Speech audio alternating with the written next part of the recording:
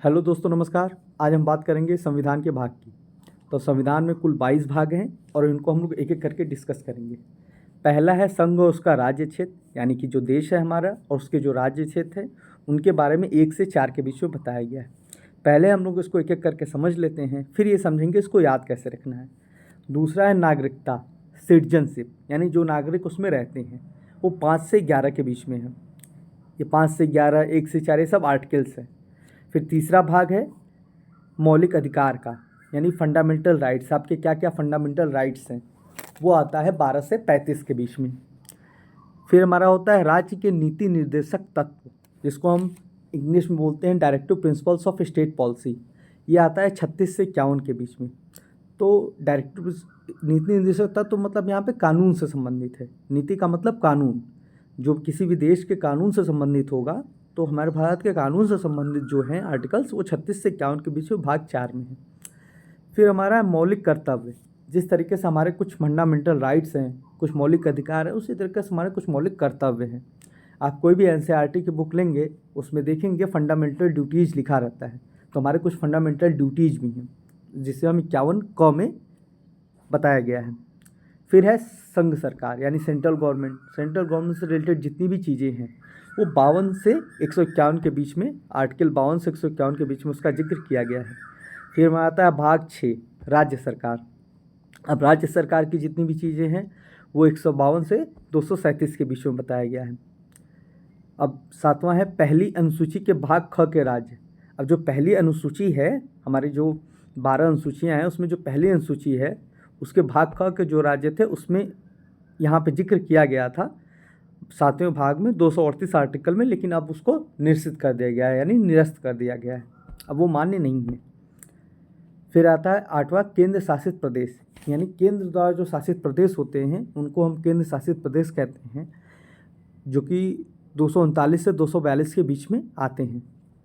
फिर हमारा आता है पंचायतें, यानी कि जो गांव के स्तर पे जो एडमिनिस्ट्रेटिव का वर्क होगा, गांव के स्तर पर जो एडमिनिस्ट्रेशन का वर्क होगा वो पंचायत के द्वारा किया जाएगा। और इसका जिक्र किसके अंतर्गत आता है? 243 से 243 क से ड़ के बीच में। फिर अब गांव का तो हो गया। अब गांव की तरह शहर में म्यूनसिपाल्टीज होती हैं जिनको नगर पालिकाएँ कहती हैं, जो शहर के एडमिनिस्ट्रेशन के लिए, लोकल एडमिनिस्ट्रेशन के लिए होता है, जैसे कि सभासद। पंचायत में क्या होता है आपका, नगर पालिका में आपका क्या हो जाता है? सभासद हो जाता है। और इसी तरह पंचायत में आपका प्रधान हो जाते हैं। तो इस तरीके से आपको ये याद रखना है। नगर पालिकाएँ जो होगा 243 त से 243 य छ तक हो जाएगा। ठीक है। फिर सहकारी समितियाँ। अभी अच्छा, एक चीज़ और है यहाँ पे, इसको समझना बहुत ज़रूरी है। अगर आप समझ लेंगे तो आप इसको याद रख पाएंगे, नहीं तो ऐसे याद नहीं होगा। सहकारी समितियाँ जो है वो 9 ख में आता है। सहकारी समितियाँ क्या हैं? ये कोऑपरेटिव सोसाइटीज होती हैं जो ग्रामीण लोगों के विकास के लिए आर्थिक मदद पहुंचाती हैं ताकि ग्राम का विकास हो सके। तो उसमें सरकारी समितियाँ होती हैं, उनको कोऑपरेटिव सोसाइटीज कहा जाता है। ये जो 243 य ज से य न में आते हैं। फिर अनुसूचित और जनजातीय क्षेत्र। अब कुछ ऐसे क्षेत्र होते हैं जो अनुसूचित और जनजातीय क्षेत्र होते हैं, उनका जो जिक्र किया गया है वो 244 से 244 क के बीच किया गया है। फिर संघ और राज्यों के बीच में संबंध। अब जो सेंट्रल गवर्नमेंट है और आपका स्टेट गवर्नमेंट है, उनके बीच का जो संबंध है वो 245 से 263 के बीच में दिया गया है। इसी तरह सरकार की जो वित्त संबंधी है बातें, संपत्ति संबंधी बातें हैं, संविधाएं संबंधी बातें हैं, तो और जो डिबेट्स हैं वो सब 264 से 300 क के बीच में दिया हुआ है। फिर भाग 13, भारत के राज्य के भीतर, यानी भारत के राज्य क्षेत्र। राज्य क्षेत्र का मतलब स्टेट कितने नहीं, भारत यानी स्टेट, भारत यानी कि एक कंट्री के भीतर जितने भी व्यापार होंगे, वाणिज्य होगा, समागम होगा, इंपोर्ट एक्सपोर्ट होगा, ये सब हमारा किसके अंतर्गत दिया गया है? 301 से 307 के बीच में। फिर भाग 14, संघ और राज्यों के अधीन सेवाएं, कि कुछ ऐसी सेवाएं हैं जो संघ के अंतर्गत आती हैं, कुछ ऐसी है राज्य के अंतर्गत आती हैं, कुछ आती है दोनों के अंतर्गत आती हैं। तो उनका जिक्र 308 से 323 के बीच में किया गया है। फिर हमारा है 14 क, 300 अधिकरण या न्यायाधिकरण ट्रिब्यूनल, 323 क से 323 ख, अधिकरण या न्यायाधिकरण ट्रिब्यूनल जिसे कहते हैं 323 क से 323 ख में। अब इसमें क्या है, इसमें क्या होता है कि बेसिकली एक ऐसा व्यक्ति है जिसे हम ट्रिब्यूनल कहते हैं, जो क्या करता है, न्याय करने का पावर रखता है, इसी को अधिकरण बोलते हैं। फिर 15वां हमारा क्या है, निर्वाचन, इलेक्शन, अभी हाल ही में हुआ है तो आप इसको जान ही रहे होंगे। तो ये किसके किसके बीच में आता है, 324 से 329 के बीच में। फिर हमारा है भाग 16, इसमें अनुसूचित जनजाति और पिछड़े वर्ग और एंग्लो भारतीय इंडियन के संबंध में विशेष उपबंध हैं। यानी ये जो कुछ विशेष जातियां हैं, जैसे कि अनुसूचित जनजाति हो गया, पिछड़े वर्ग हो गया, आंग्ल भारतीय यानी एंग्लो इंडियन हो गया, उसके संबंध में कुछ विशेष उपबंध यानी विशेष प्रोविजन, उनके लिए कुछ विशेष प्रोविजन किया गया है, जिसका जिक्र यहाँ पे मिलता है 330 से 342 में। फिर भाग 17 में हमारा आता है राजभाषा, ऑफिशियल लैंग्वेज। ऑफिशियल लैंग्वेज हमारा क्या है, ऑफिशियल लैंग्वेज हमारा हिंदी है। तो हिंदी हमारी राष्ट्रभाषा नहीं है, हिंदी हमारी राजभाषा यानी ऑफिशियल लैंग्वेज है। तो 343 से 351 के बीच में इसमें जिक्र किया गया है।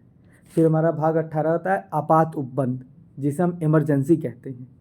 इसका किस में जिक्र किया गया है, 352 से 362। आपको याद होगा कि 1975 में भारत में इमरजेंसी लगी थी। फिर इसी तरीके से 19वां प्रकीर्ण विविध, जिसे हम इंग्लिश में मिसलेनियस कहते हैं। इसमें कई ऐसी चीज़ें हैं जो कहीं भाग में फिट नहीं बैठता, जिसको यहाँ पे जिक्र किया गया है, तो उसको हम मिसलेनियस बोलते हैं इंग्लिश में, हिंदी में प्रकीर्ण या विविध बोलते हैं। इसमें 361 से 367 के बीच में इसका जिक्र है। फिर संविधान संशोधन, जिसे हम अमेंडमेंट बोलते हैं, कि अमेंडमेंट इन द कॉन्स्टिट्यूशन। आपने कई बार अमेंडमेंट किया होगा कि संविधान में संशोधन किया गया, कई संशोधन किए गए हैं आज तक संविधान में। तो ये 20वें भाग में आता है और इसका आर्टिकल है 368। फिर 21वां भाग हमारा आता है अस्थायी, संक्रमणकालीन और विशेष उपबंध। अस्थायी यानी कि टेम्परेरी, संक्रमणकालीन यानी ट्रांजिशनल, और विशेष उपबंध यानी स्पेशल प्रोविज़न। अब जैसे क्या है कि कुछ ऐसी चीज़ें होती हैं, अब जैसे कि आप जम्मू कश्मीर का उदाहरण लें, तो जम्मू कश्मीर को स्पेशल क्या कहते हैं, स्पेशल स्टेट का दर्जा दिया था, यानी विशेष राज्य का दर्जा दिया गया था। तो यहाँ पे होता है कि कुछ राज्यों के लिए, कुछ चीज़ों के लिए विशेष प्रोविज़न बनाए जाते हैं, स्पेशल प्रोविज़न बनाए जाते हैं, जो टेम्परेरी होता है, हमेशा के लिए नहीं होता, जिसको कभी भी हटाया जा सकता है ज़रूरत के अनुसार। जैसे जम्मू कश्मीर से अभी स्पेशल राज्य का दर्जा छीन लिया गया, जो 370A अभी हटा है, तो वो इसी के अंतर्गत आता है, 369 से 392। अब 22वां है संक्षिप्त नाम, प्रारंभ, हिंदी में प्राधिकृत पाठ और निरसन। अब जैसे संक्षिप्त नाम का मतलब, जैसे भारत का इतना लंबा संविधान है तो उसका संक्षिप्त नाम क्या होगा, भारत का संविधान होगा। प्रारंभ में, जैसे इसमें प्रारंभ में ही कुछ आर्टिकल्स थे, हिंदी में प्राधिकृत नाम पाठ हो गया कि जो एक्चुअल संविधान लिखा गया वो हिंदी में लिखा गया, और निरसन कि जो पहले के चले आ रहे थे उनको छोड़ के बाद में उसको निरस्त किया गया, फिर लागू किया गया। तो इस तरीके से इसमें आता है, और ये 393 से 395 होता है। तो इस तरीके से हमने अभी क्या किया, समझा सारे भागों को। अब हम समझेंगे कि इसको याद कैसे रखना है, अब हम समझेंगे कि इसको याद कैसे करना है। चलिए आइए आते हैं। एक तरीका तो है कि इसका कुछ ट्रिक बनाया जाए। ट्रिक क्या है कि अब इतनी ढेर सारी ट्रिक हो जाएंगी कि आपको कितना ट्रिक याद रखेंगे। तो 2 तरीके मैं बेसिकली बताता हूँ आपको इसको याद रखने का। पहला जो तरीका, आप इसको कोरिलेट कर सकते हैं। जैसे कैसे कोरिलेट कर सकते हैं कि भाई पहले कोई देश बनेगा, संघ होगा, उसके राज्य क्षेत्र होंगे, फिर उसके अंदर नागरिक रहने आएंगे, नागरिक लोग आएंगे रहने, फिर नागरिक लोग रहेंगे तो उनका कुछ मौलिक अधिकार होगा। अब मौलिक अधिकार होगा तो कुछ कानून बनाना पड़ेगा, तो right to principles of state policy आ जाएगा। फिर कानून बनाने के बाद उनकी कुछ कर्तव्य होगा, तो फंडामेंटल ड्यूटीज़ हो गया। फिर अब सेंट्रल गवर्नमेंट की बात कर लेंगे, संघ सरकार की, इसी के साथ में राज्य सरकार की बात कर लेंगे। फिर इसी तरह राज्य सरकार के बाद पहली अनुसूची के भाग ख के जो राज्य हैं वो आ जाएगा। फिर अब केंद्र संघ सरकार हो गया, राज्य सरकार हो गया, तो अब केंद्र शासित प्रदेश हो जाएंगे। अब ये सब हो गया तो इसके अंदर और जाएंगे तो पंचायत आएगा, पंचायत गांव में हो गया तो नगर पालिकाएँ शहर में हो गई, इसी के साथ में सहकारी समितियां हो जाएंगी। ये सब होने के बाद हमारा जो और क्षेत्र आ गया वो अनुसूचित और जनजातीय क्षेत्र हो गया, और इसी तरह सारे क्षेत्र कवर हो गए। फिर संघ और राज्यों के बीच में क्या संबंध होगा, फिर वित्त संपत्ति के लेके क्या संविधाएं होंगी, वाद विवाद जो होगा, फिर भारत के राज्य क्षेत्र के भीतर क्या व्यापार होगा, ये सब को लेके, फिर संघ और राज्यों के अधीन क्या सेवाएं होंगी। फिर कोई डिबेट होता है तो उनको सॉल्व करने के लिए कोई अधिकरण या न्यायाधिकरण होना चाहिए। इतना होने के बाद भी अगर बात नहीं बनी तो फिर चुनाव करवाना पड़ेगा। चुनाव करवाएंगे तो हम इस चीज़ का ध्यान रखेंगे कि जो अनुसूचित जनजाति हैं, अनुसूचित जाति हैं, पिछड़े वर्ग हैं, उन लोग का विशेष ध्यान रखा जाए। उन लोग का विशेष ध्यान रखने के लिए हमें कोई भी बात राजभाषा में यानी हिंदी भाषा में कहनी होगी। अब हिंदी भाषा में कहने से भी बात नहीं बनेगी तो हमको इमरजेंसी लगाना पड़ जाएगा। इमरजेंसी लगाएंगे तो विभिन्न तरह की समस्याएं उत्पन्न होंगी जिसे हम मिसलेनियस कहेंगे। उन विभिन्न समस्याओं को सॉल्व करने के लिए हम संविधान में संशोधन करेंगे। संविधान में संशोधन करेंगे, लेकिन जो संविधान में संशोधन करेंगे वो हम मान के चलेंगे कि कुछ समय के लिए वो संशोधन किया गया। कुछ ऐसे संशोधन होते हैं जो कुछ समय के लिए होता है, कुछ परमानेंट होते हैं। तो हम मान लेते हैं कि स्पेशल कोई प्रोविजन से उसमें संविधान में संशोधन किया गया। अब संविधान संशोधन के बाद संविधान का एक संक्षिप्त नाम रख दिया गया, हिंदी में पात और निरसन। इस तरीके से इसको हम याद रख सकते हैं कि इस तरीके से ये पार्ट्स होंगे, एक कोरिलेट करके कहानी टाइप से। तो ये तो हो गया, इस तरीके से आप इसको कोरिलेट करके याद रख सकते हैं। दूसरा क्या है कि आप इसको सिंपली अगर सारा कुछ याद रखना है तो पढ़ते जाइए, या ये वीडियो कई बार देख लीजिए। आप जब भी आप पढ़ने बैठते हैं, दिन का स्टार्ट करते हैं, उसमें आप इस वीडियो को एक बार देख लीजिए। और बेसिकली कहाँ, यहाँ से, यानी 11 मिनट के बाद से। अब जैसे इसमें क्या, आपको सिंपली ऐसे इसको पढ़ लेना है, एक बार ये वीडियो देख लेनी है और वीडियो में साथ साथ बोलते जाना है।